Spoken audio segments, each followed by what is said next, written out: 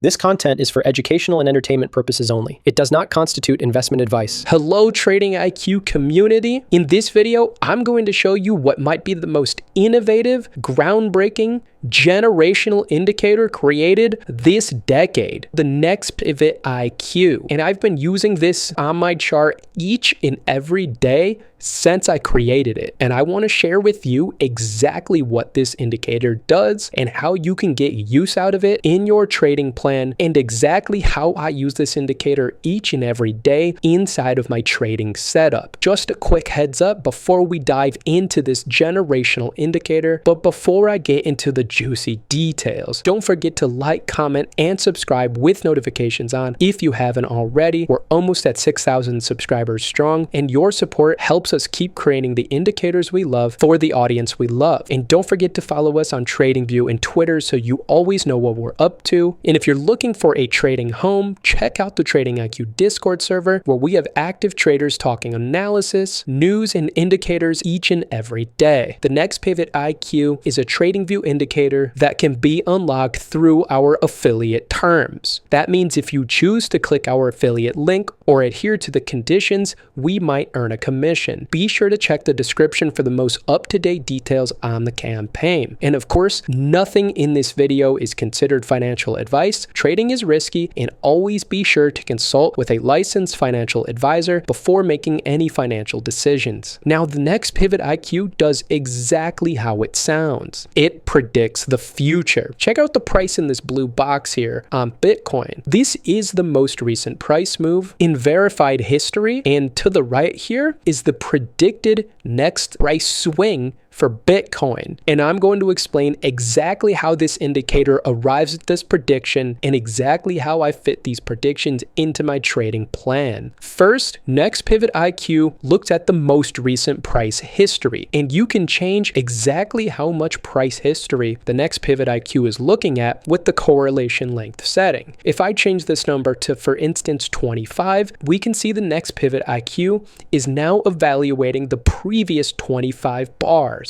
Now, what the next pivot IQ does that makes it a generational indicator is it scans through all available price history to find the most similar price sequence to what's currently in the blue box. So if we go ahead and scroll back, we can actually see that there's another blue box, and inside of this blue box is what the next pivot IQ is considering to be the most similar historical price sequence compared to what's currently going on. To prove that this similarity calculation is working as intended, let's go ahead and use the ghost bars feature that TradingView has in order to get this historical price sequence. And we're going to take this historical price sequence and go all the way to the current price sequence, and let's see how they line up. Now, if you ask me, this looks pretty dang similar. We can see in both price sequences there was a significant down move into an upside retracement and back into a significant down move. Now,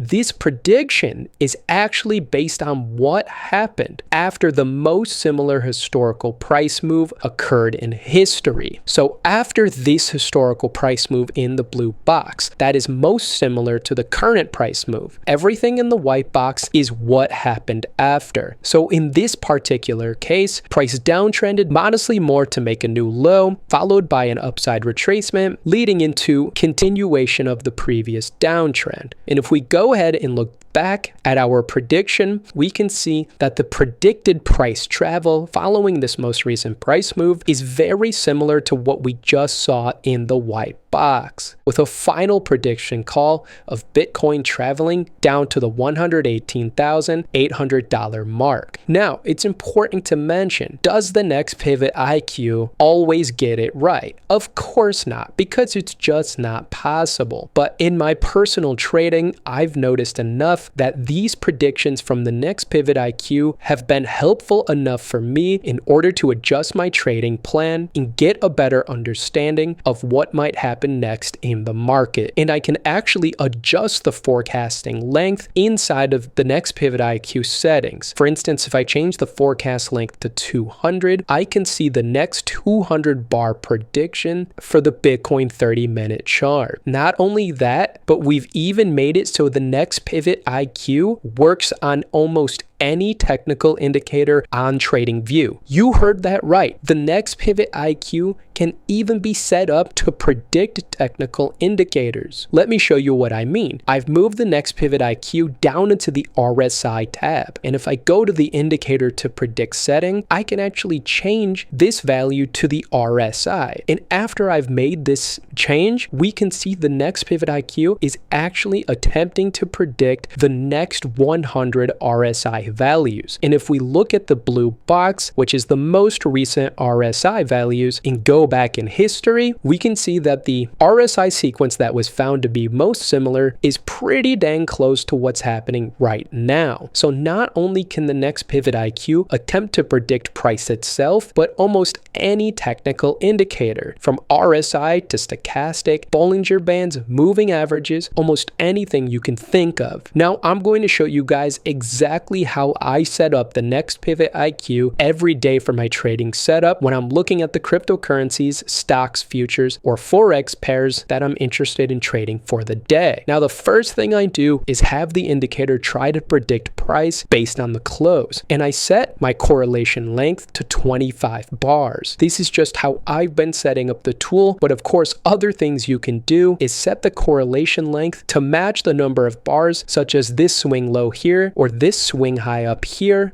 or set the correlation length to the number of bars there are in one day or a 4-hour block. You get the idea. There's so many cool ways to use this indicator. And next, I set the forecast length to only about 50 bars. And the reason I do this is that because the longer the forecast length, the more likely that the next pivot IQ is going to get it wrong. Next, there's a ton of similarity calculation methods, and the heaviest and my favorite method is the candle method. But this is a really heavy method and takes a long time to load and isn't always going to be compatible if you turn up the bars back to search. You can see that with the candle method, the script is forced to look back only at the last 1500 bars because this method is far too heavy to comb back through the last 5,000, 10,000, or even 20,000 bars. That said, I would highly recommend experimenting with each of these similarity calculations so you can build your own workflow